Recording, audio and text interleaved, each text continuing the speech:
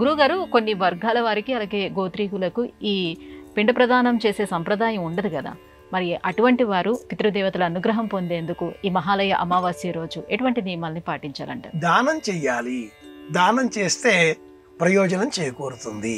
మాకు ఈ పద్ధతి లేదు, ఇలా ఎందుకు వచ్చింది? ఏవో కారణాల చేత తండ్రి గారో తాతగారో కొనసాగించడం ఆపేసి ఉంటారు.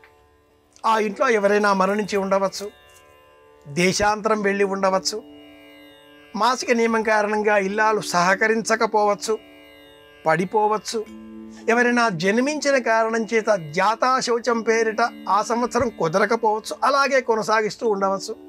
ఇలాంటి విపరీత కారణాలతో మా ఇంట్లో ఉండదండి అనేవాళ్ళు కూడా ఈనాటి కాలంలో ఎక్కువయ్యారు. అలా ఉండకపోవడం అనేది మటుకు శాస్త్రంలో ఉండదు, అందరిండ్లలో ఉంటుంది.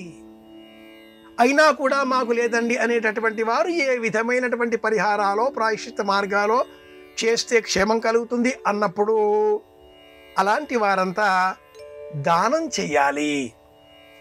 తండ్రి, తాత, ముత్తాత, తల్లి, నానమ్మ ఇలా ఇంటిలో ఎవరైనా మరణించిన వారి ఛాయాచిత్రపటం ఏదైనా ఉంటే, కొన్ని ఉంటే అలాంటి వాటిని చక్కగా తడి వస్త్రంతో తుడిచి, పుష్పమాలికల చేత అలంకరించి, గంధం కుంకుమల చేత పూజించి, యథాశక్తి ఇంట్లో ఏ వంటకం వండుకుంటారో ఆ వంటకాన్నే ఆయా ఛాయాచిత్రపటాల ఎదురుగా ఉంచి 2 చేతులు జోడించి నమస్కరించి, మీ అనుగ్రహంతో నేనింత ఆనందంగా ఆరోగ్యంగా ఉన్నాను, ఇలాగే కలకాలం ఉండే విధంగా ఆశీర్వదించండి అంటూ నమస్కరించి తదుపరి అటువంటి పదార్థాలను తాము తినాలి.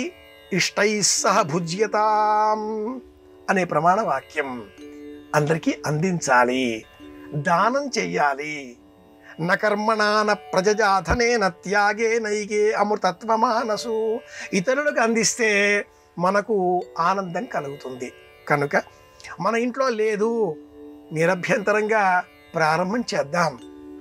కుదరడం లేదండి, దానం చేద్దాం. అవకాశం లేదండి, సాయం చేద్దాం.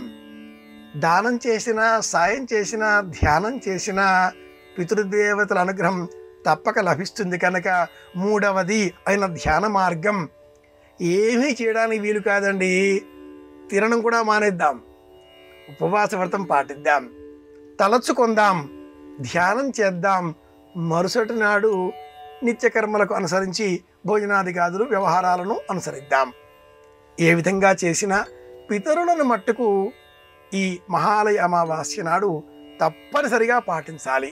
మా ఇంట్లో లేదు అనేటటువంటి వారు కూడా ఈ మార్గాలు అనుసరిస్తే మంచి ప్రయోజనం సాధించగలుగుతారు.